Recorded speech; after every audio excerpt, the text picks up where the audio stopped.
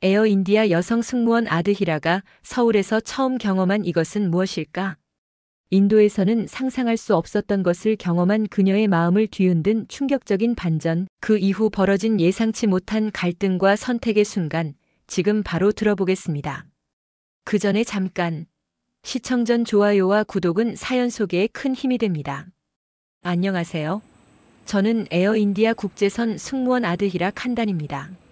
승무원 경력 8년 동안 세계 각국을 다니며 여러 문화를 접했지만 한국은 처음 방문하게 되었습니다. 인천공항에 도착한 그 순간부터 무언가 달랐습니다. 공항 직원들의 단정한 모습과 정중한 태도가 먼저 눈에 들어왔습니다. 우리 인도에서는 여성들에게 이런 공식적인 존중이 당연하게 주어지지 않습니다. 공항에서 호텔로 향하는 리무진 버스에서 창밖 풍경을 바라보니 거리는 깨끗하고 질서정연했습니다. 특히 버스 안에서 노약자와 임산부를 위한 그리고 여성 전용 좌석이 따로 마련되어 있는 것이 인상 깊었습니다. 서울의 특급 호텔에 도착한 저는 체크인을 위해 카운터로 향했습니다. 그때였습니다. 저의 관점을 완전히 바꿔놓은 작은 사건이 일어난 것은 이한주 지배인님, 이 외국인 고객님은 VIP 룸으로 안내해드리는 게 좋을 것 같습니다. 카운터의 젊은 남성 직원이 여성 지배인에게 말하는 모습이 너무나 자연스러웠습니다. 이한주 지배인님이라 불리는 40대 중반의 여성 관리자는 단정한 정장 차림에 자신감 넘치는 태도로 직원들에게 지시를 내리고 있었습니다. 더 놀라운 것은 주변의 남성 직원들이 그녀의 말에 경청하고 존중하는 태도였습니다. 인도에서는 상상하기 어려운 광경이었습니다.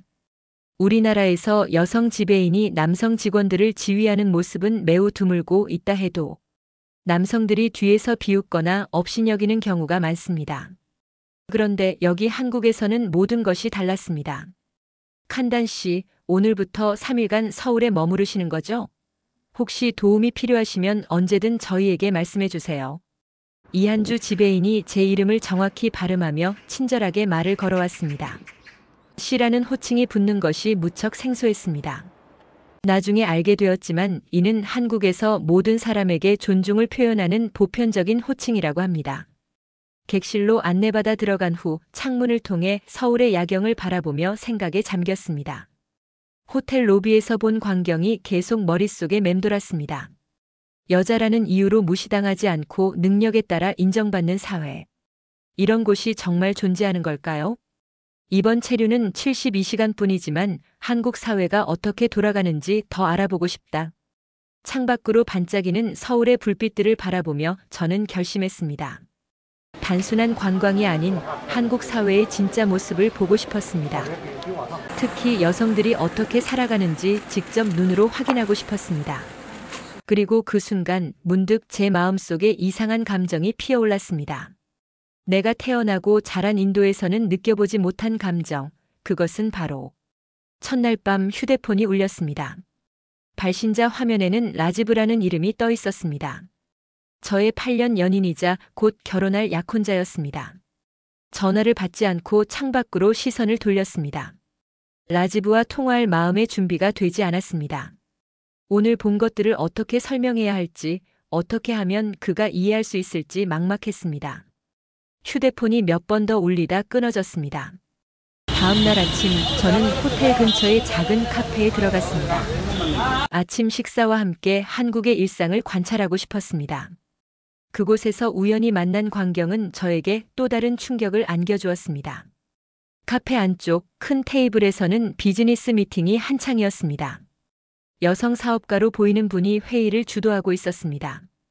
그녀의 이름은 윤지혜, 명함을 건네는 모습이 자신감 넘쳤습니다.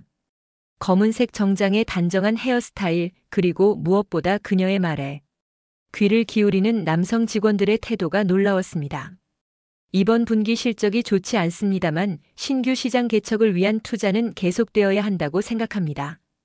윤지혜의 목소리는 단호했고 테이블 주변의 남성들은 고개를 끄덕이며 메모를 했습니다. 인도에서라면 상상도 할 수 없는 광경이었습니다. 여성이 회의실에서 자신의 의견을 강하게 주장하고 남성들이 그것을 존중하는 모습. 우리 회사의 여성 임원들은 항상 남성 임원들의 그림자 속에 가려져 있었습니다. 커피를 마시며 그들을 지켜보는데 윤지혜가 갑자기 제 시선과 마주쳤습니다. 부끄러워하며 시선을 돌리려는 저에게 그녀는 친절한 미소를 지었습니다. 미팅이 끝난 후 놀랍게도 그녀가 제 테이블로 다가왔습니다. 외국에서 오신 것 같은데 혹시 한국은 처음이신가요?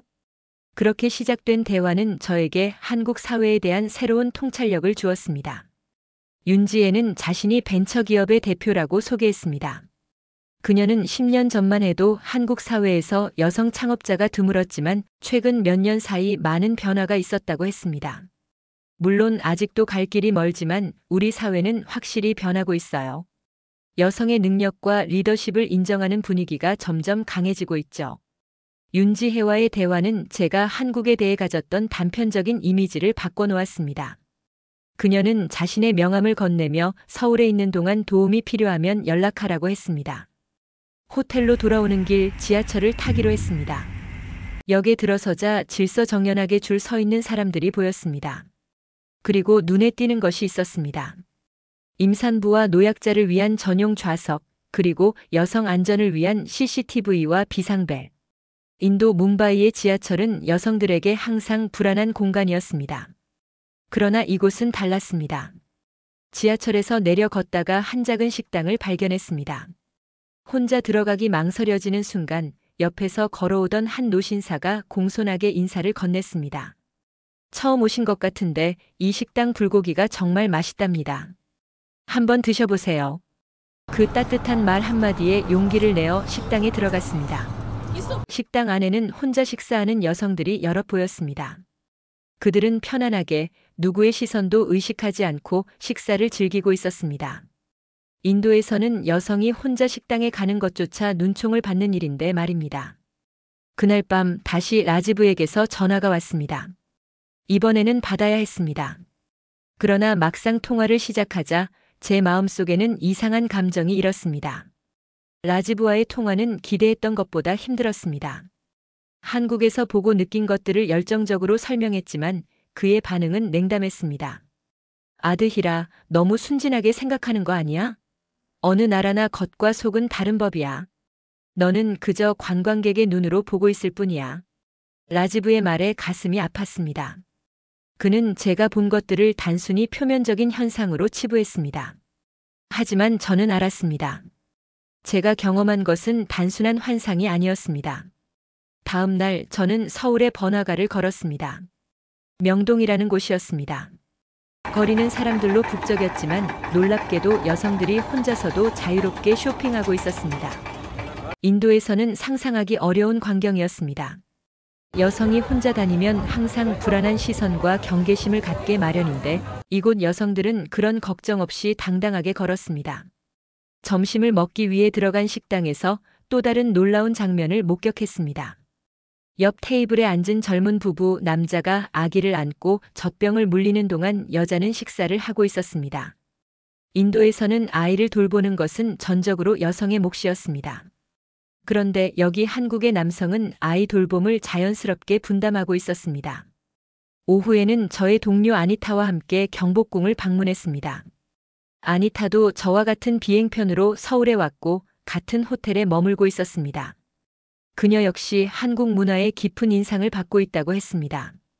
어제 지하철에서 내가 무거운 가방을 들고 있었는데 한국 남성이 도와줬어. 그런데 놀라운 건 그가 단 한 번도 이상한 시선으로 나를 보지 않았다는 거야. 그냥 순수하게 도움을 주고 싶었던 것 같아. 아니타의 말에 고개를 끄덕였습니다.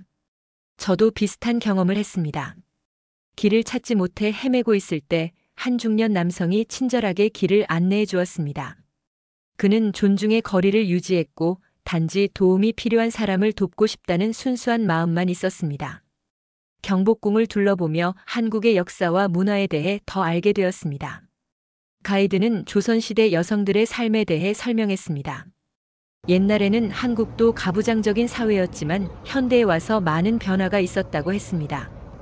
특히 최근 20년간 여성의 사회적 지위가 급격히 향상되었다고 합니다. 저녁 호텔로 돌아오는 길에 우연히 윤지혜를 다시 만났습니다. 그녀는 저를 알아보고 반갑게 인사했습니다. 용기를 내어 물었습니다. 한국에서 여성으로 살아가는 것은 어떤가요? 정말 모든 여성이 존중받나요? 윤지혜는 잠시 생각에 잠겼다가 솔직하게 대답했습니다. 완벽하진 않아요. 아직도 개선해야 할 점이 많습니다. 하지만 중요한 것은 우리 사회가 계속해서 변화하고 있다는 거예요. 여성의 목소리가 점점 더 커지고 있고 많은 남성들도 그 변화에 동참하고 있습니다. 그날 밤 호텔방에서 창밖을 바라보며 깊은 생각에 잠겼습니다. 72시간의 짧은 체류 동안 제가 본 한국은 분명 인도와는 다른 세계였습니다. 여성이 존중받고 안전하게 살아갈 수 있는 곳, 그리고 무엇보다 변화의 가능성이 있는 곳. 휴대폰이 울렸습니다. 인도 본사에서 온 메시지였습니다. 내일 귀국 비행편에 관한 안내였습니다. 가슴이 무거워졌습니다. 이곳을 떠나고 싶지 않다는 생각이 문득 들었습니다.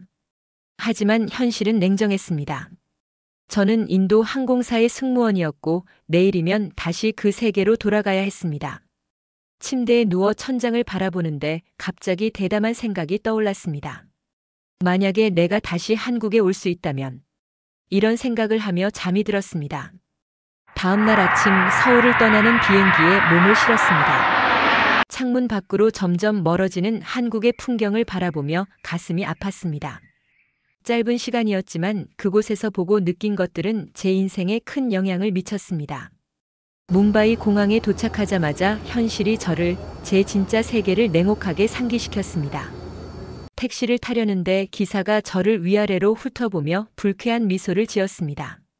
한국에서는 단 한 번도 경험하지 않았던 불편한 시선이었습니다. 집에 도착해서도 그 불편함은 계속되었습니다. 도로는 혼잡했고 쓰레기가 여기저기 널려 있었으며 여성들은 항상 주변을 경계하며 걸어다녔습니다. 다음 날 약혼자 라지브를 만났습니다.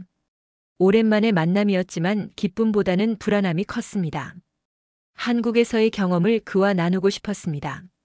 라지브, 한국은 정말 놀라운 곳이었어. 여성들이 존중받고 안전하게 살아가는 모습이 너무 인상적이었어. 하지만 라지브의 반응은 냉담했습니다. 그는 제 말을 들으며 코웃음을 쳤습니다. 그런 건 다 표면적인 거야. 결국 어느 나라나 같아. 여자는 여자고 남자는 남자야. 너무 순진하게 생각하지 마. 그의 말에 깊은 실망감이 밀려왔습니다. 라지브는 제가 본 것들을 이해하려고 하지 않았습니다. 오히려 저를 어린아이 다루듯 했습니다. 대화는 점점 불편해졌고 결국 우리는 언쟁을 벌였습니다. 아드히라. 외국에 한 번 다녀왔다고 갑자기 변한 것 같아. 라지브의 말은 가슴을 찔렀습니다.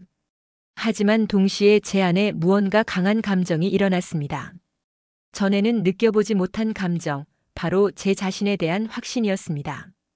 집으로 돌아와 침대에 누워 생각했습니다.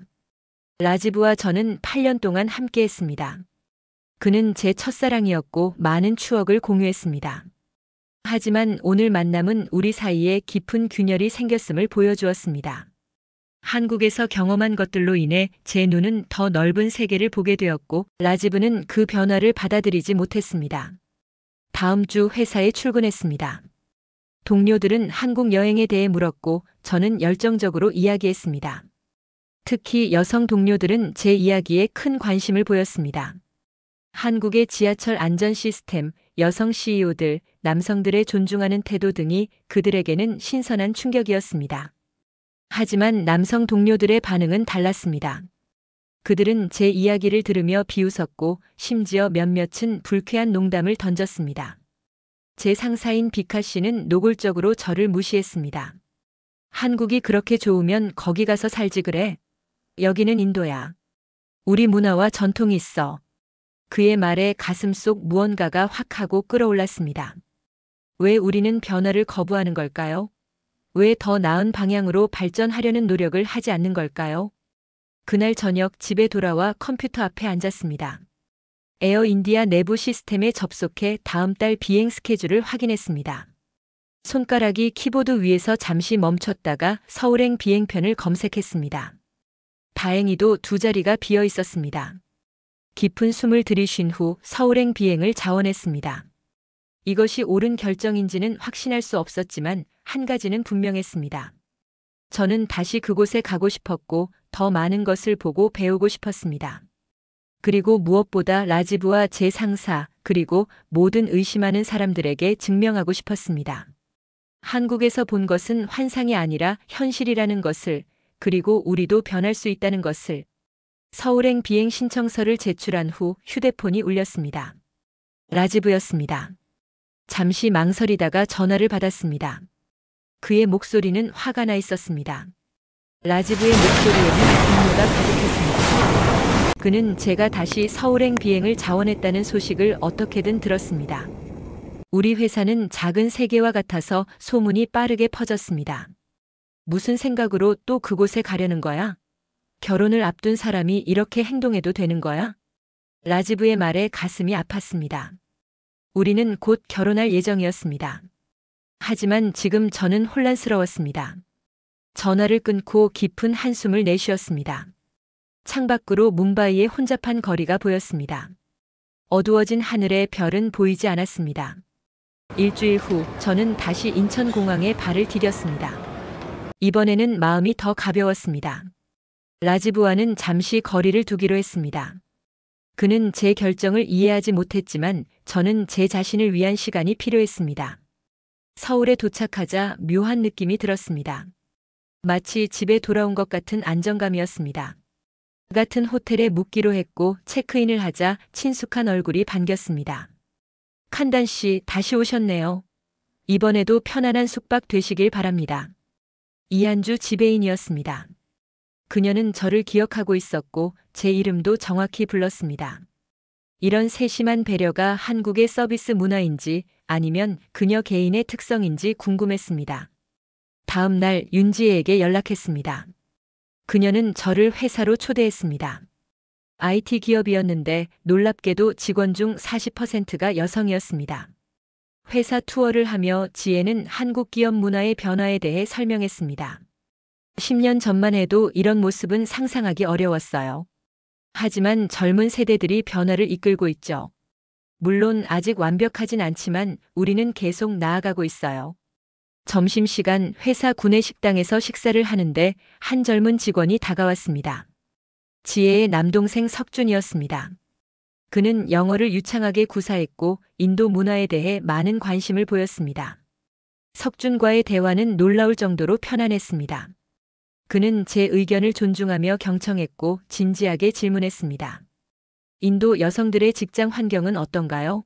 한국과 비교했을 때 가장 큰 차이점은 무엇인가요? 이런 질문에 저는 솔직하게 대답했습니다. 인도의 현실, 여성들이 직면한 어려움, 그리고 변화의 가능성에 대해 이야기했습니다. 석준은 진지하게 들었고 예의 바르게 의견을 주고받았습니다. 저녁 지혜의 제안으로 함께 식사를 했습니다. 아드히라 씨, 솔직히 물어봐도 될까요? 왜 다시 한국에 오셨나요? 특별한 이유가 있나요? 지혜의 질문에 잠시 망설였습니다. 하지만 그녀의 진심 어린 태도에 마음이 열렸습니다. 저는 한국에서의 첫 경험이 어떻게 제 관점을 바꿨는지, 인도로 돌아가 겪은 갈등, 그리고 더 많은 것을 알고 싶다는 열망에 대해 털어놓았습니다. 이해해요. 새로운 시각을 얻는 것은 때로 고통스러운 과정이죠. 하지만 그것이 성장이니까요. 지혜의 위로에 눈물이 났습니다. 그녀는 제가 한국어를 배우고 싶다면 도와주겠다고 했습니다. 또한 장기 체류에 관심이 있다면 비자 정보도 알려주겠다고 했습니다. 호텔로 돌아오는 길 마음속에 비밀스러운 결정이 자라고 있었습니다. 아직 구체적인 계획은 없었지만 한국에서 더 오래 머물고 싶다는 생각이 강해졌습니다. 이곳에서 저는 숨을 쉴 수 있었고 존중받는 느낌이었습니다. 하지만 현실적인 문제들이 있었습니다. 직업, 가족, 라지브, 그리고 무엇보다 문화적 차이와 언어 장벽. 이런 생각을 하며 호텔 로비에 들어서는데 낯익은 얼굴이 보였습니다. 놀랍게도 제 상사인 비카 씨였습니다. 그는 차가운 표정으로 저를 바라보고 있었습니다. 갑자기 가슴이 철렁 내려앉았습니다. 칸단 씨, 이렇게 만나다니 놀랍군요. 비카 씨의 목소리는 차가웠습니다.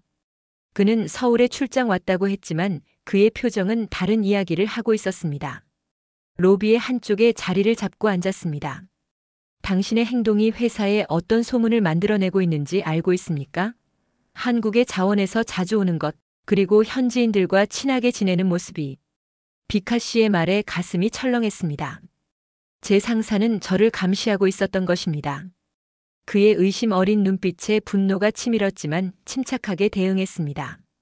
저는 서울 노선에 관심이 많아 자원했을 뿐이라고 설명했습니다. 다음 날 아침 더 큰 충격이 기다리고 있었습니다. 호텔 로비에서 부모님을 마주친 것입니다. 어머니의 걱정스러운 표정과 아버지의 굳은 얼굴을 보는 순간 이것이 우연이 아님을 알았습니다. 비카 씨가 부모님께 연락했던 것입니다. 아드히라, 내가 미쳤구나. 결혼을 앞두고 이런 행동을 하다니. 아버지의 분노는 극에 달했습니다. 어머니는 눈물을 머금고 있었습니다. 호텔 방으로 올라가 긴 대화를 나눴습니다. 부모님은 라지브와의 결혼 계획, 안정된 미래, 가족의 명예에 대해 이야기했습니다. 하지만 저는 더 이상 침묵할 수 없었습니다. 아버지, 어머니, 제가 한국에서 보고 느낀 것들을 알려드리고 싶어요. 용기를 내어 한국에서의 경험을 진솔하게 말했습니다. 여성으로서 존중받는 느낌, 안전하게 거리를 걷는 자유, 능력을 인정받는 기쁨에 대해 설명했습니다. 또한 윤지혜와 같은 여성 사업가들의 이야기, 가정에서 아이를 돌보는 아버지들, 그리고 서로 존중하는 직장 문화에 대해 이야기했습니다. 이것은 환상이 아니에요. 제가 직접 보고 경험한 현실이에요. 우리도 변할 수 있다면 인도도 더 나은 곳이 될 수 있지 않을까요? 아버지는 제 말을 듣는 내내 고개를 저었습니다. 하지만 어머니의 눈빛이 달라지는 것을 느꼈습니다. 그녀도 평생 여성으로서 많은 제약과 불평등을 경험했을 것입니다. 난 내가 이해가 안 된다. 외국에 몇 번 다녀왔다고 갑자기 우리 문화와 전통을 부정하다니. 아버지의 분노는 수그러들지 않았습니다. 그는 라지브와의 결혼을 밀어붙이겠다고 했습니다. 그때 어머니가 조용히 입을 열었습니다. 당신 딸의 말을 좀 들어봐요. 아드히라가 행복하지 않다면 우리가 강요할 권리가 있나요? 어머니의 말에 방 안이 조용해졌습니다. 아버지는 한동안 침묵했다가 방을 나갔습니다. 어머니와 단둘이 남자 그녀는 제 손을 꼭 잡았습니다. 딸아, 내가 정말 원하는 게 뭐니? 어머니의 질문에 솔직하게 대답했습니다.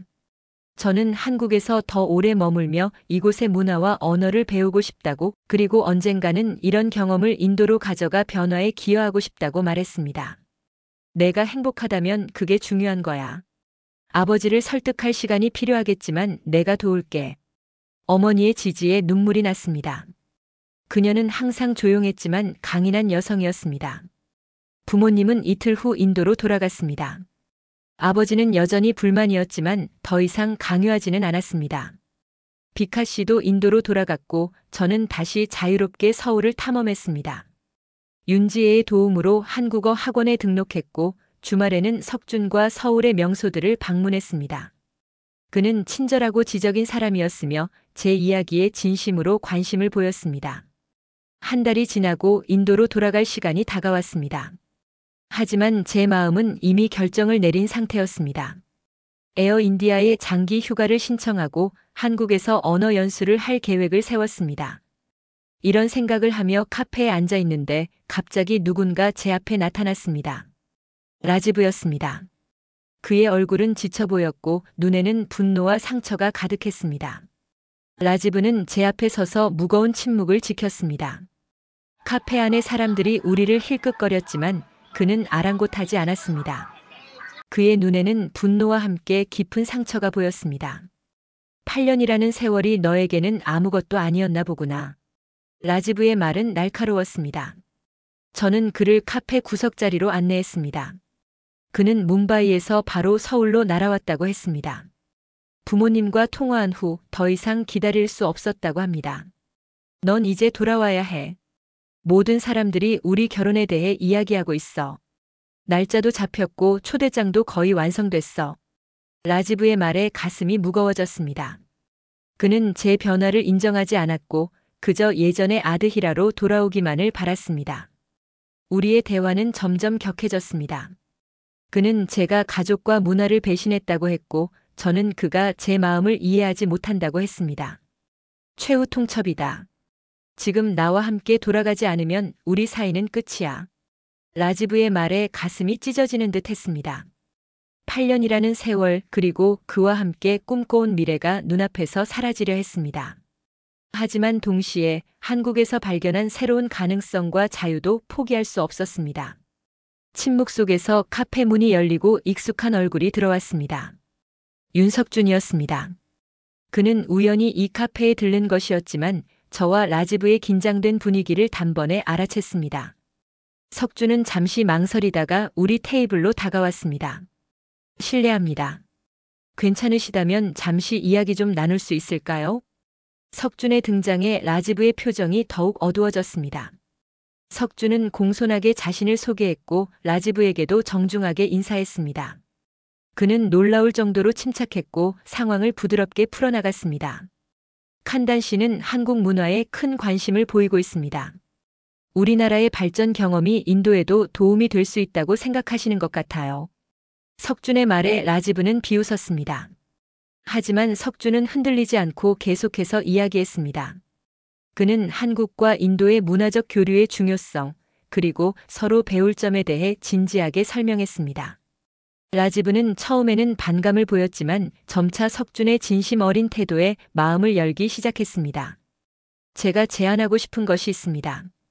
칸단 씨가 원한다면 저희 회사에서 문화 교류 프로그램을 준비할 수 있습니다. 인도의 젊은이들에게 한국의 경험을 나누는 것이죠. 물론 라지브 씨도 함께하면 좋겠습니다. 석준의 제안은 갑작스러웠지만 그 속에 담긴 지혜를 느낄 수 있었습니다. 그는 저와 라지브 사이에 새로운 가능성의 다리를 놓고 있었습니다. 라지브는 잠시 생각에 잠겼다가 고개를 저었습니다. 난 돌아가야 해.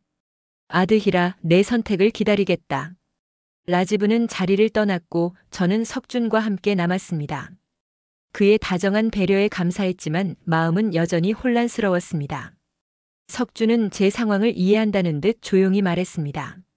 선택은 늘 어렵습니다. 하지만 자신의 가슴에 귀 기울이는 것이 중요하죠. 그날 밤 호텔방에서 오랜 시간 생각했습니다. 인도로 돌아가 라지브와의 결혼을 선택해야 할까요? 아니면 한국에서 새로운 가능성을 찾아야 할까요? 두 갈래 길 앞에서 저는 깊은 고민에 빠졌습니다. 다음 날 아침 일찍 일어나 남산으로 향했습니다. 서울의 전경을 바라보며 마음을 정리하고 싶었습니다. 숲속 길을 걷는데 멀리서 익숙한 모습이 보였습니다. 석준이었습니다. 그는 매일 아침 남산에서 조깅을 한다고 했습니다. 어제 잘 주무셨어요? 많이 고민되시겠군요. 석준의 따뜻한 관심에 마음이 열렸습니다. 우리는 함께 걸으며 이야기를 나눴습니다. 그의 조언은 현명했고 한국에서의 다양한 가능성에 대해 알려주었습니다.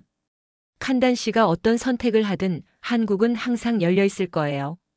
그리고 제가 할 수 있는 도움은 언제든지 드리겠습니다. 석준의 말에 갑자기 마음이 명확해졌습니다. 저는 결정을 내렸습니다. 인도로 돌아가야 했습니다. 하지만 라지브와의 결혼을 위해서가 아니었습니다.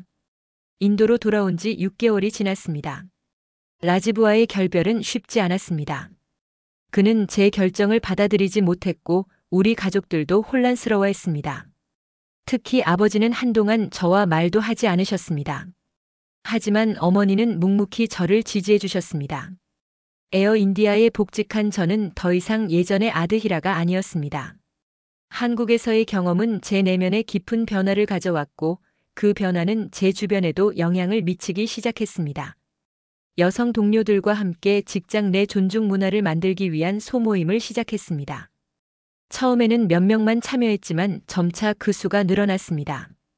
우리도 변할 수 있습니다. 작은 것부터 시작하면 됩니다. 이것이 우리 모임의 모토가 되었습니다. 한국에서 보고 배운 것들을 나누며 우리 직장 문화에서 실천할 수 있는 방법들을 모색했습니다.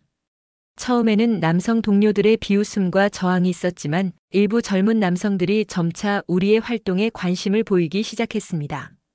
비카 씨도 변하고 있었습니다.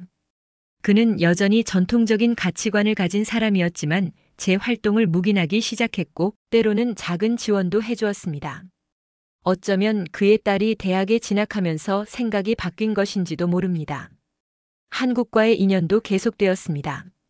윤지혜와는 정기적으로 연락을 주고받았고 그녀는 저희 회사와의 비즈니스 협력에도 관심을 보였습니다. 회사 측에서도 한국 시장에 관심이 있어 저를 한국 담당 프로젝트 매니저로 임명했습니다. 석준과도 연락이 끊이지 않았습니다. 그는 저의 한국어 공부를 도와주었고 가끔은 인도 문화에 대해 물어보기도 했습니다. 우리의 관계는 단순한 친구 이상으로 발전하고 있었지만 당장은 각자의 위치에서 최선을 다하기로 했습니다. 한국어 실력이 향상되면서 직업적인 기회도 넓어졌습니다. 한국 관광객들을 위한 특별 서비스를 개발하는 프로젝트를 맡게 되었고 이를 통해 한국의 서비스 문화를 인도 항공업계에 소개할 수 있었습니다. 우리도 할 수 있습니다. 한국이 단기간에 이룬 발전을 우리도 이룰 수 있습니다. 이것이 제가 동료들에게 자주 하는 말이었습니다. 한국의 경제 발전과 사회 변화는 인도에게도 좋은 본보기가 될 수 있다고 믿었습니다. 특히 여성의 지위 향상과 관련해서는 더욱 그랬습니다. 1년이 지난 어느 날 뭄바이 공항에서 놀라운 소식을 들었습니다. 에어인디아가 한국 항공사와 합작 투자를 시작한다는 것이었습니다. 그리고 더 놀라운 것은 그 프로젝트의 한국 측 책임자가 윤석준이라는 것이었습니다.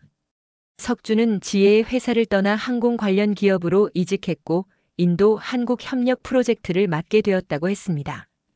그가 뭄바이에 오게 된다는 소식에 가슴이 설레었습니다. 석준과 다시 만났을 때 그의 첫마디는 의외였습니다. 저 인도어 배우고 있어요. 아직 서툴지만. 그의 서툰 인도어에 웃음이 났지만 그 노력이 얼마나 의미 있는지 잘 알았습니다. 그는 저를 이해하기 위해 제 문화를 배우려 했던 것입니다. 이것이야말로 진정한 존중이었습니다. 우리는 함께 프로젝트를 진행하며 많은 시간을 보냈습니다. 그 과정에서 서로를 더 깊이 알게 되었고 우리의 관계도 자연스럽게 발전했습니다.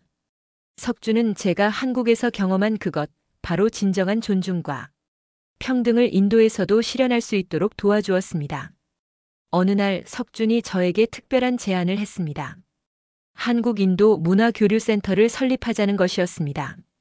양국의 장점을 배우고 서로의 문화를 존중하는 플랫폼을 만들자는 아이디어였습니다. 그리고 그 센터의 첫 번째 프로그램으로 여성의 사회적 지위 향상을 주제로 한 워크숍을 제안했습니다. 함께하면 더 큰 변화를 만들 수 있을 거예요. 석준의 말에 깊이 공감했습니다.